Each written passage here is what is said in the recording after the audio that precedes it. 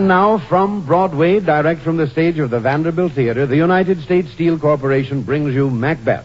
And here, with a word on the play, is Maurice Evans.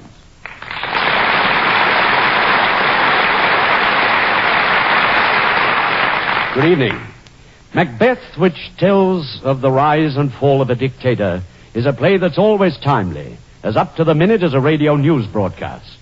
The vivid action of Macbeth seems ready-made for radio, with a few adjustments. For example, in the original play, Banquo's ghost, when he comes to haunt Macbeth, doesn't say a word. A very impractical ghost for radio purposes. So tonight we give him words. To bring him to the microphone, we've had to do some, shall we say, ghost writing. In other words, we bring to you a Macbeth adapted to a new kind of theater, the radio theater. To appear in this broadcast with Judith Anderson is to bring back memories of Broadway and of distant Pacific islands where we played Macbeth together. We're proud to have with us in tonight's cast Romney Brent as Malcolm, Thomas Chalmers as Macduff, and Everett Sloane as Banquo. And now the curtain rises on the Theater Guild on-the-air production of Macbeth, starring Judith Anderson and Maurice Evans.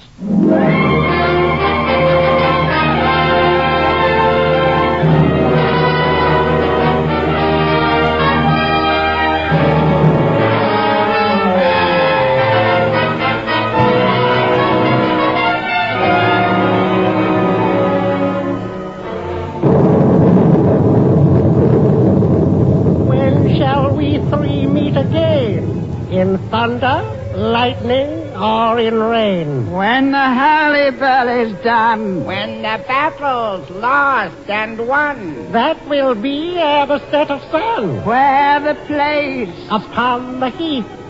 There to meet with Macbeth.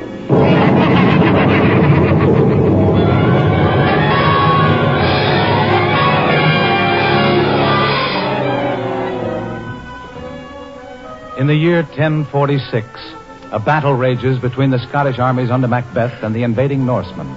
But even as Macbeth wins his glorious victory, a strange destiny awaits him. He learns of it first on his way home.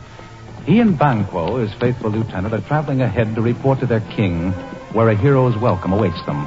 Just now, they're riding on their way through a wild and gloomy day across a desolate heath. So foul and fair a day I have not seen. How far is to home? I do not know, sir. Which is our way? I think we should go... Say. Foul is fair. And fair is foul. Farther through the fog and filthy air. What are these creatures so withered and so wild? They look not like the inhabitants of the earth, and yet are aren't. Live you, or are you aught that man may question? You seem to understand me by each at once her choppy finger laying upon her skinny lips. You should be women, and yet your beards forbid me to interpret that you are so. If you can look into the seeds of time and say which grain will grow and which will not, speak to me. All hail, Macbeth. Hail to thee, Thane of blood. All hail, Macbeth. Hail to thee, Thane of Cawdor. All hail, Macbeth, that shalt be king hereafter. Say, you imperfect speakers, tell me more. By Sinel's death, I know I'm Thane of Glamis. But how of Cawdor? And to be king stands not within the prospect of belief. Say from whence you owe this strange intelligence.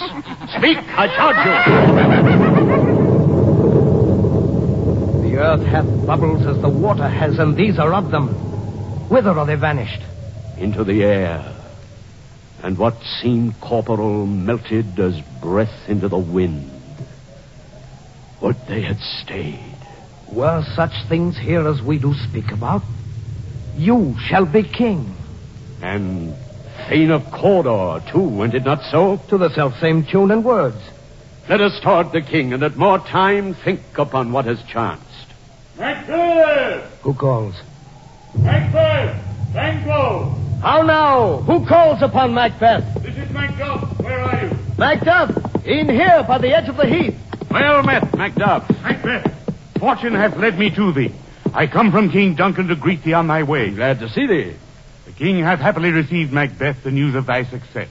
And thick as hail good tidings came. And every word did bear thy praises in his kingdom's great defense. The service and the loyalty I owe in doing it pays itself. Macbeth, here is my message. Turn homeward to thy castle. Our gracious king will visit thee at once, there to bestow the honors he would heap upon thy head. Honors? What do you mean? King Duncan hath proclaimed Malcolm his son heir to the throne, but after him shalt thou be first in the land, Macbeth. In sign whereof, he bade me from him call thee by the title Thane of Cawdor. All hail, most worthy Thane. What? Can the devil speak true? How now? Yet oftentimes to win us to our harm, the instruments of darkness tell us truths. Win us with honest trifles to betray us in deepest consequence. Prithee, peace, good Banquo. Go you a little before. I am overcome with honors thrust upon me. I'll be with you both anon. We'll await your pleasure. Come, Banquo. I come.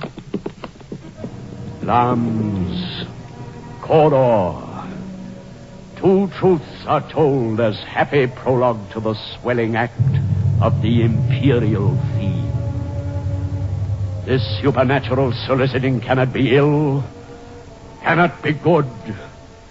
If ill, why hath it given me earnest of success commencing in a truth? I am Thane of Cawdor.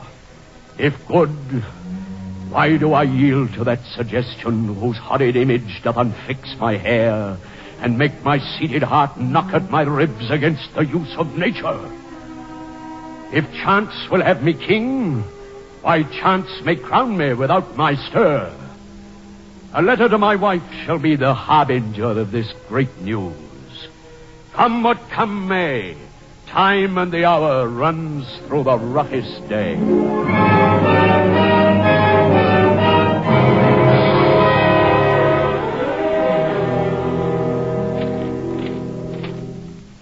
They met me, dearest wife, in the day of success. When I burned in desire to question them further, they made themselves air, into which they vanished.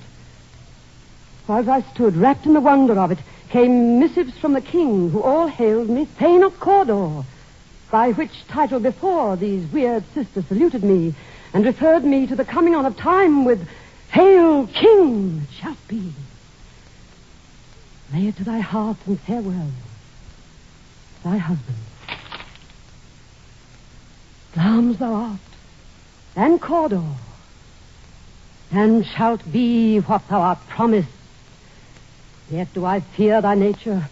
It is too full of the milk of human kindness to catch the nearest way. Thou wouldst be great art not without ambition, but without the illness should attend it. What thou wouldst highly, that wouldst thou holily. Wouldst not play false, and yet wouldst wrongly win. Hie thee hither that I may pour my spirits in thine ear, and chastise with the valor of my tongue all that impedes thee from the golden round, which fate and metaphysical aid doth seem to have thee crowned withal. Come in. Madam. What is your tidings? The king comes here tonight. Art mad to say it. Comes not thy master first? So please you, it is true. Our Thane is coming. He is now in sight upon the mountain top. You bring great news. Begone. Aye, madam. The raven himself is hoarse that croaks the fatal entrance of Duncan under my battlements. Come, you spirits that tend on mortal thoughts, unsex me here, and fill me from the crown to the toe, top full of direst cruelty. Make thick my blood. Stop up the access and passage to remorse, that no compunctious visitings of nature shake my fell purpose, nor keep peace between the effect and it. Come to my woman's breast and take my milk for gall, you murdering ministers, wherever in your sightless substances you wait on nature's mischief. Come, thick night, and pall thee in the dunnest smoke of hell, that my keen knife see not the wound it makes, nor heaven peep through the blanket of the dark to cry, hold, hold! My love. Husband. My dearest wife. great arms. Worthy Cawdor, thy letter has transported me beyond this ignorant present, and I feel now the future in the instant. My dearest love, Duncan comes here tonight. And when goes hence? Tomorrow, as he purposes. Oh, never shall sun that morrow see.